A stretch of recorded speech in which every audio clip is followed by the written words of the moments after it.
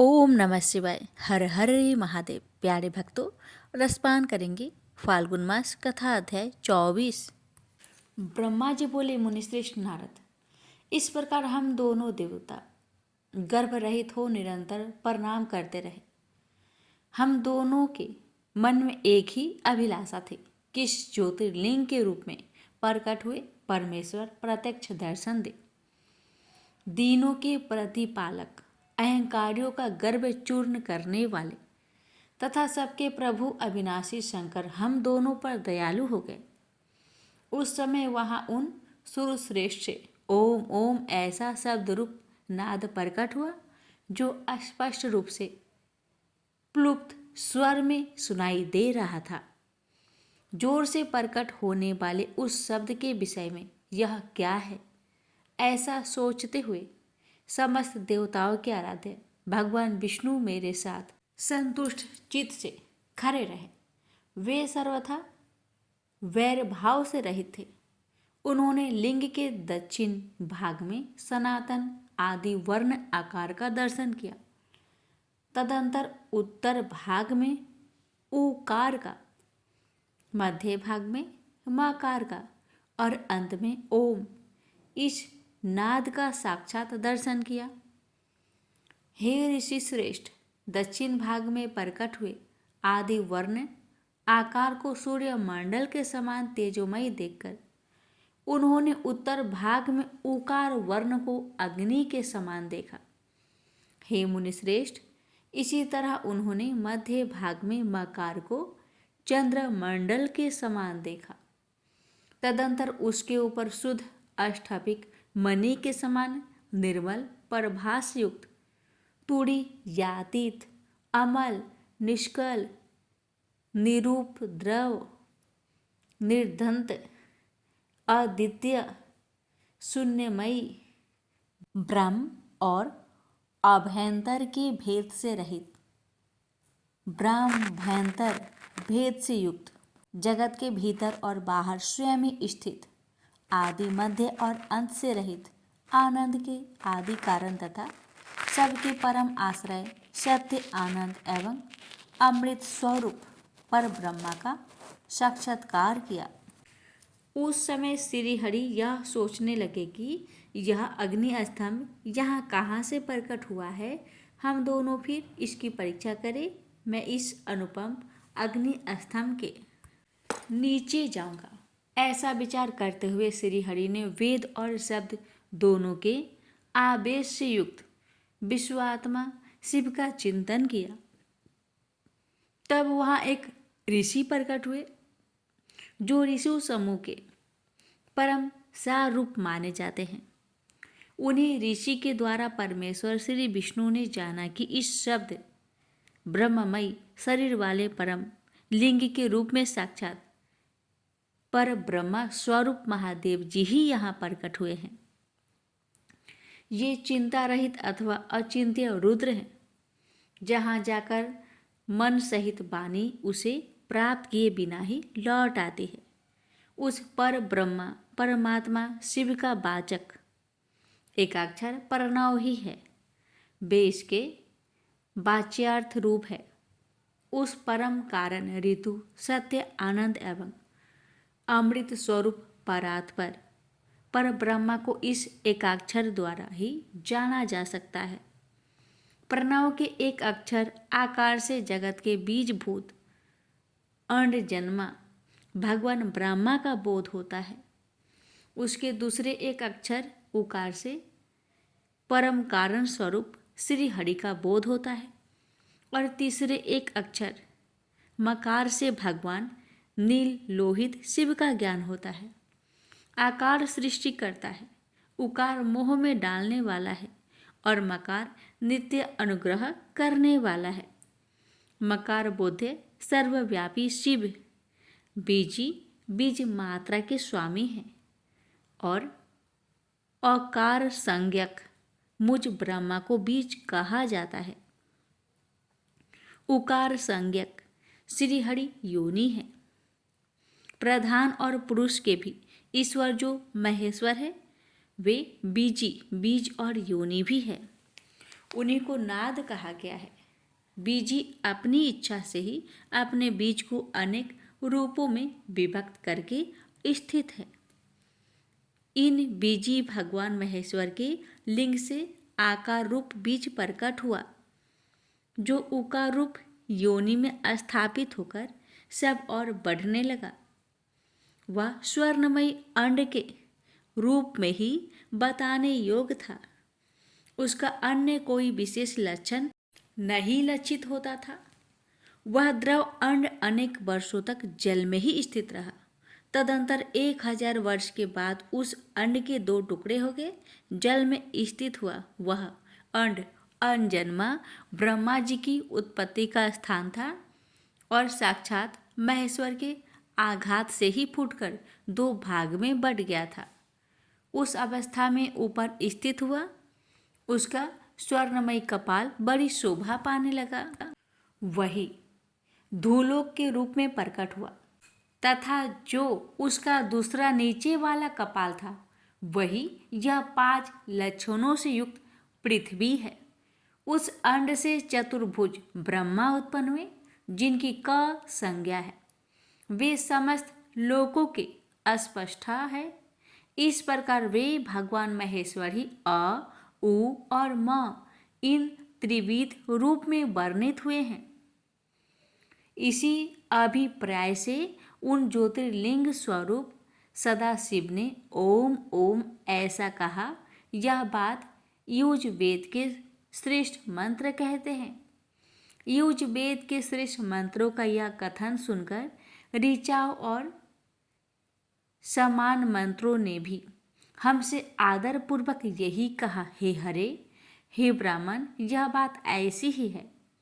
इस तरह देवेश्वर शिव को जानकर श्रीहरि ने शक्ति संभूत मंत्र द्वारा उत्तम एवं अभु उदय से शोभित होने वाले उन महेश्वर देव का स्तवन किया। इसी बीच में विश्वपालक भगवान विष्णु ने मेरे साथ एक और भी अद्भुत एवं सुंदर रूप को देखा। हे मुनि, वह रूप 5 मुखों और 10 भुजाओं से अलंकृत था। उसकी कांति कपूर के समान और गौण थी। वह नाना प्रकार की छटाओं से और भांति भांति के आभूषणों से विभूषित था। उस परम उदार, महापराक्रमी और महापुरुष के लक्षणों से संपन्न अत्यंत उत्कृष्ट रूप का दर्शन करके मेरे साथ श्रीहरि कृतार्थ हो गए। तत्पश्चात परमेश्वर भगवान महेश प्रसन्न होकर अपने दिव्य शब्दमयी रूप को प्रकट करके हंसते हुए खड़े हो गए। हस्व आकार उनका मस्तक और दीर्घ आकार ललाट है। ईकार दाहिना नेत्र और ईकार बायां नेत्र है। उकार को उनका दाहिना और उकार को बायां कान बताया जाता है। ऋकार उन परमेश्वर का दाया कपोल है और ऋकार उनका बाया कपोल है। लिरि और लिरि ये उनकी नासिका के दोनों छिद्र हैं। एकार उन सर्वव्यापी प्रभु का ऊपरी ओष्ठ है और एकार अधर है। ओकार तथा आवकार ये दोनों क्रमशः उनकी ऊपर और नीचे की 2 दंत पंक्तियां हैं। अंग और अह उन देवाधिदेव शूलधारी शिव के दोनों तालु हैं। क यादि 5 अक्षर उनके दाहिने 5 हाथ हैं और च यादि 5 अक्षर बाएं 5 हाथ हैं। ट आदि और त आदि 5 अक्षर उनके पैर है। पकार पेट है। पकार को दाहिना पार्श्व बताया जाता है और बकार को बायां पार्श्व, भकार को कंधा कहा जाता है। मकार उन योगी महादेव शंभु का हृदय है। य से लेकर स तक य, र, ल व तालव्य स, मधन्य स तथा स ये 7 अक्षर सर्वव्यापी शिव की 7 धातुएं हैं। हकार को उनकी नाभि और छकार को नासिका कहा जाता है। इस प्रकार निर्गुण एवं गुण स्वरूप परमात्मा के शब्दमय रूप को भगवती उमा सहित देखकर श्रीहरि मेरे साथ कृतार्थ हो गए हैं।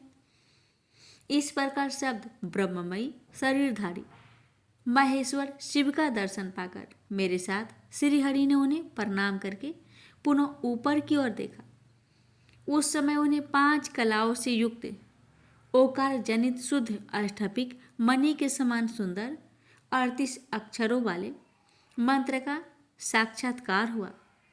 पुनः संपूर्ण धर्म तथा अर्थ का साधक, बुद्धि स्वरूप, अत्यंत हितकारक और सबको बस में करने वाला गायत्री नामक महान मंत्र लक्षित हुआ। वह 24 अक्षरों तथा 4 कलाओं से युक्त श्रेष्ठ मंत्र है। पंचाक्षर मंत्र नमः शिवाय 8 कलाओं से युक्त है। अभिचार सिद्धि के लिए प्रयोग किए जाने वाला मंत्र 30 अक्षरों से संपन्न है, किंतु युजवेद में प्रयुक्त मंत्र 25 सुंदर अक्षरों का ही है। यह 8 कलाओं से युक्त तथा श्वेत मंत्र है, जिसका प्रयोग शांति कर्म की सिद्धि के लिए किया जाता है। इस मंत्र के अतिरिक्त 13 कलाओं से युक्त जो श्रेष्ठ मंत्र है वह बाल, युवा और वृद्ध आदि अवस्थाओं में आने वाले क्रम के अनुसार उत्पत्ति, पालन तथा संहार का कारण रूप है। इसमें 61 वर्ण होते हैं। इसके पश्चात विष्णु ने मृत्युंजय मंत्र, पंचाक्षर मंत्र, चिंतामणि मंत्र तथा दक्षिणा मूर्ति मंत्र को देखा।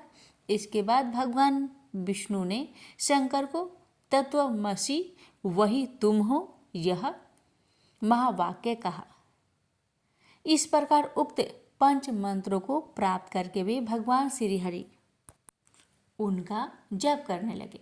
इसके पश्चात ऋक्, यजु, सामरूप वर्णों की कलाओं से युक्त ईशान, ईशो के मुकुट, पुरातन पुरुष, अघोर हृदय, मनोहर, सर्वगुहा, सदाशिव, तांडव, नित्य आदि कालों में वाम पाद पर अवस्थित रहने वाले महादेव, महान सर्वराज को आभूषण के रूप में धारण करने वाले, चारों ओर चरण और नेत्र वाले, कल्याणकारी, ब्रह्मा के आधिपति, सृष्टि स्थिति संहार के कारणभूत, वरदायक सांब महेश्वर को देखकर भगवान विष्णु प्रसन्न मन से प्रिय वचनों द्वारा मेरे साथ उनकी स्तुति करने लगे। ब्रह्मा जी बोले, हे नारद, भगवान विष्णु के द्वारा की हुई अपनी स्तुति सुनकर करुणा निधि महेश्वर प्रसन्न हुए और उमा देवी के साथ सहसा वहाँ प्रकट हो गए। उस समय उनके 5 मुख और प्रत्येक मुख में 3-3 नेत्र शोभा पाते थे। भाल देश में चंद्रमा मुकुट सुशोभित था। सिर पर जटा धारण किए गौरवर्ण विशाल नेत्र वाले शिव ने अपने संपूर्ण अंगों में विभूति लगा रखी थी। उनकी 10 भुजाएं थी। उनके कंठ में नीला चिन्ह था। वे समस्त आभूषणों से विभूषित थे। उन सर्वांग सुंदर शिव के मस्तक भस्ममयी त्रिपुंड से अंकित थे। ऐसे परमेश्वर महादेव जी को भगवती उमा के साथ उपस्थित देखकर भगवान विष्णु ने मेरे साथ पुनः प्रिय वचनों द्वारा उनकी स्तुति की। तब करुणा कर भगवान महेश्वर शिव ने प्रसन्नचित होकर उन श्री विष्णु देव को स्वस्वरूप से वेद का उपदेश दिया। हे मुने, उसके बाद शिव ने परमात्मा श्री हरि को गुहा ज्ञान प्रदान किया। फिर उन परमात्मा ने कृपा करके मुझे भी वह ज्ञान दिया। वेद का ज्ञान प्राप्त कर कृतार्थ हुए भगवान विष्णु ने मेरे साथ हाथ जोड़कर महेश्वर को नमस्कार करके पुनः उनसे पूछा। विष्णु जी बोले, हे देव, आप कैसे प्रसन्न होते हैं? हे प्रभु, मैं आपकी पूजा किस प्रकार करूं? आपका ध्यान किस प्रकार से किया जाए और आप किस विधि से बस में हो जाते हैं? हे महादेव, आपकी आज्ञा से हम लोगों को क्या करना चाहिए? हे शंकर, कौन कार्य अच्छा है और कौन बुरा है? इस विवेक के लिए हम दोनों के ऊपर कल्याण हेतु आप प्रसन्न हो और उचित बताने की कृपा करें।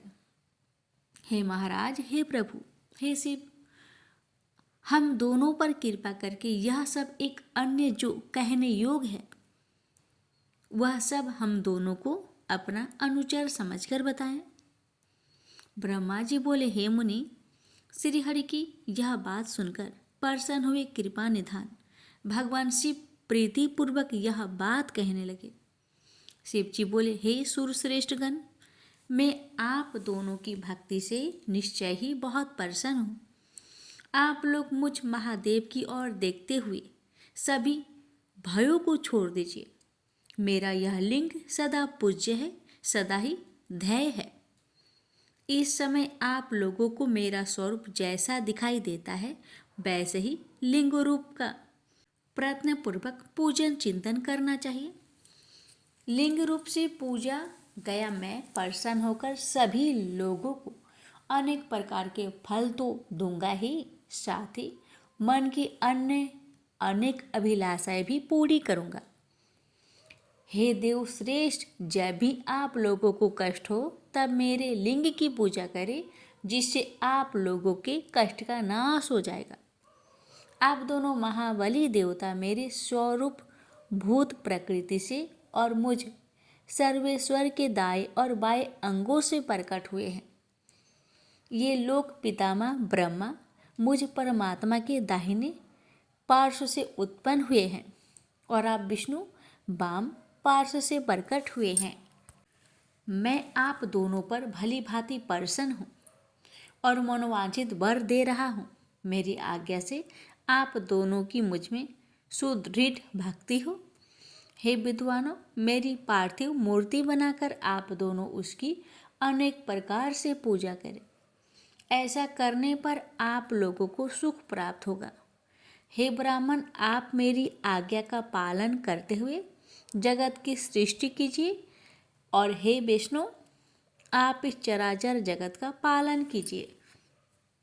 ब्रह्मा जी बोले, हम दोनों से ऐसा कहकर भगवान शंकर ने हमें पूजा की उत्तम विधि प्रदान की, जिसके अनुसार पूजित होने पर शिव अनेक प्रकार के फल देते हैं।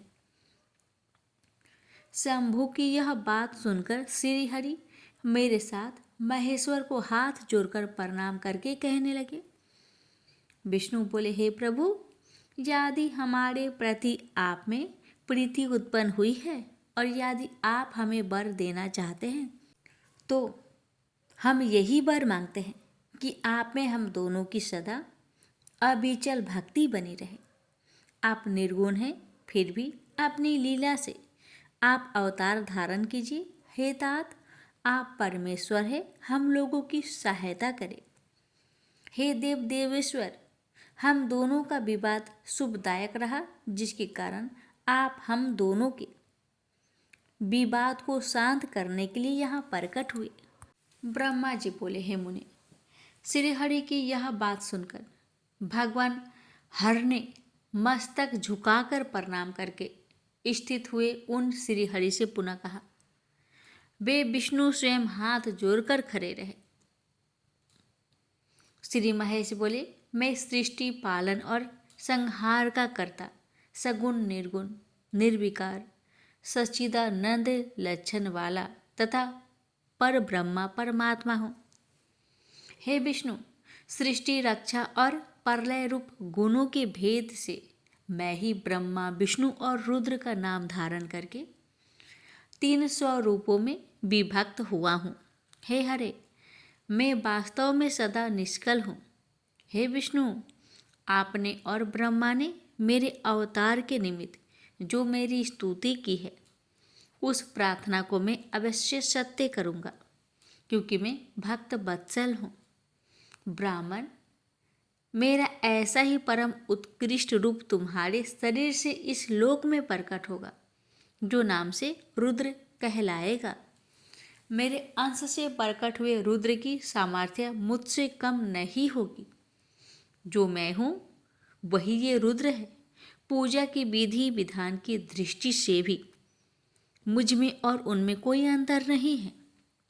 जैसे जल आदि के साथ ज्योतिर्मयी बिंब का प्रतिबिंब के रूप में संपर्क होने पर भी बिंब में स्पर्श दोष नहीं लगता, उसी प्रकार मुझ निर्गुण परमात्मा को भी किसी के संयोग से बंधन नहीं प्राप्त होता। यह मेरा शिव रूप है। जब रुद्र प्रकट होंगे तब वे भी शिव के ही तुल्य होंगे। हे महामुनि, मुझ में और उनमें परस्पर भेद नहीं करना चाहिए। वास्तव में एक ही रूप सब जगत में व्यवहार निर्वाह के लिए दो रूप में विभक्त हो गया है। अतः शिव और रुद्र में कभी भी भेद नहीं मानना चाहिए।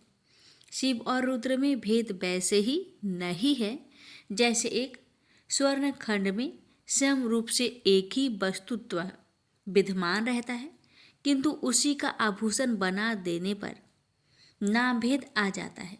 वस्तुत्व की दृष्टि से उसमें भेद नहीं होता। जिस प्रकार एक ही मिट्टी से बने हुए नाना प्रकार के पात्रों में नाम और रूप का तो भेद आ जाता है, किंतु मिट्टी का भेद नहीं होता, क्योंकि कार्य में कारण की ही विद्यमानता दिखाई देती है।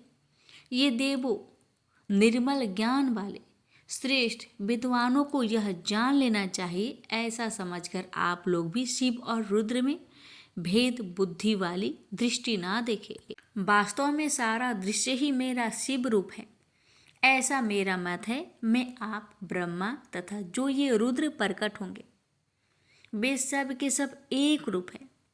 इनमें भेद नहीं है। भेद मानने पर अवश्य ही बंधन होगा। तथापि मेरे शिव रूप को ही सर्वदा सनातन मूल कारण सत्य ज्ञानमयी तथा अनंत कहा गया है। ऐसा जानकर आप लोगों को सदा मन से मेरे यथार्थ स्वरूप का ध्यान करना चाहिए। हे ब्राह्मण, सुनिए, मैं आपको एक गोपनीय बात बता रहा हूँ।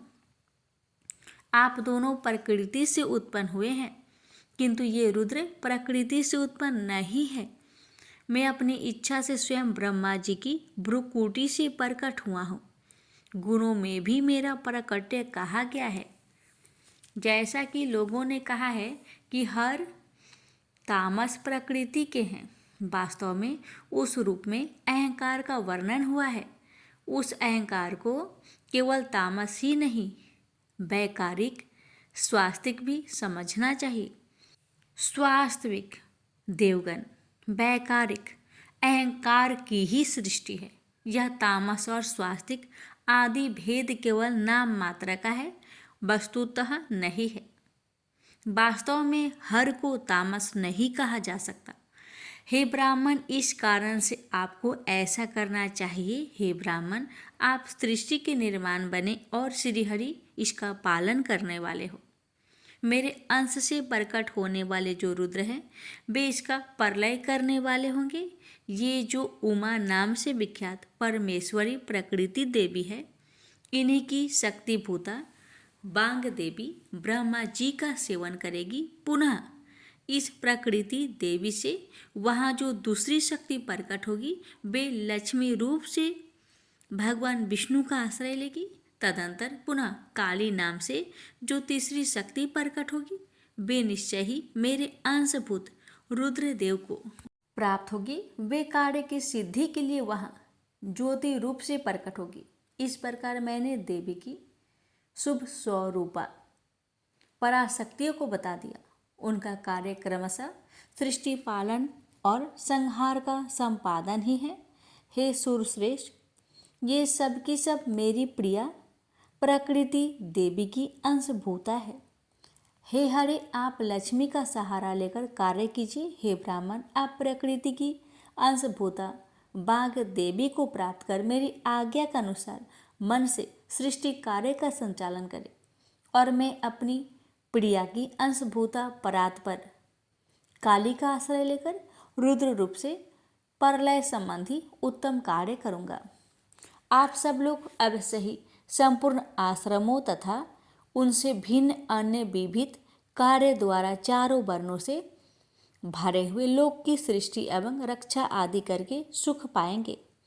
हे हरे, आप ज्ञान विज्ञान से संपन्न तथा संपूर्ण लोकों के हितैषी हैं। अतः अब आप मेरी आज्ञा से जगत में सब लोगों के लिए मुक्तिदाता बने। मेरा दर्शन होने पर जो फल प्राप्त होता है, वही फल आपका दर्शन होने पर भी प्राप्त होगा। मैंने आज आपको यह वर दे दिया। यह सत्य है, यह सत्य है। इसमें संशय नहीं है। मेरे हृदय में विष्णु है और विष्णु के हृदय में मैं हूँ। जो इन दोनों में अंतर नहीं समझता वही मेरा मन है, अर्थात वही मुझे प्रिय है। श्रीहरि मेरे बाएं अंग से प्रकट हुए हैं, ब्रह्मा दाहिने अंग से उत्पन्न हुए हैं और महाप्रलयकारी विश्वात्मा रुद्र मेरे हृदय से प्रदुभूत हुए हैं। हे विष्णु, मैं ही ब्रह्मा विष्णु और भव नाम से 3 रूप में विभक्त हो गया हूँ। मैं रज आदि तीनों गुणों के द्वारा सृष्टि पालन तथा संहार करता हूँ। शिव गुणों से भिन्न है और वे साक्षात प्रकृति तथा पुरुष से भी परे हैं। वे अद्वितीय नित्य अनंत पूर्ण एवं निरंजन पर ब्रह्म है। तीनों लोकों का पालन करने वाले श्रीहरि भीतर तमोगुण और बाहर सत्वगुण धारण करते हैं। त्रिलोकी का संहार करने वाले रुद्रदेव भीतर सत्वगुण और बाहर तमोगुण धारण करते हैं तथा त्रिभुवन की सृष्टि करने वाले ब्रह्मा जी बाहर और भीतर से भी रजोगुणी ही हैं। इस प्रकार ब्रह्मा विष्णु तथा रुद्र इन तीनों देवताओं में गुण हैं, परंतु शिव गुणातीत माने गए हैं। हे विष्णु, आप मेरी आज्ञा से इन सृष्टिकर्ता पितामह का प्रसन्नता पूर्वक पालन कीजिए। ऐसा करने से आप तीनों लोकों में पूजनीय होंगे। ये रुद्र आपके और ब्रह्मा के सेव्य होंगे, क्योंकि त्रिलोक्य के लयकर्ता ये रुद्र शिव के पूर्ण अवतार है। पद्म कल्प में पितामह आपके पुत्र होंगे। उस समय आप मुझे देखेंगे और वे ब्रह्मा भी मुझे देखेंगे। ऐसा कहकर महेश हर सर्वेश्वर प्रभु अतुलनीय कृपा कर पुनः प्रेम पूर्वक विष्णु से कहने लगे। प्रेम से बोलिए हर हर महादेव। प्यारे भक्तों, इसकी आगे की कथा 10वें अध्याय में अवश्य सुनिएगा।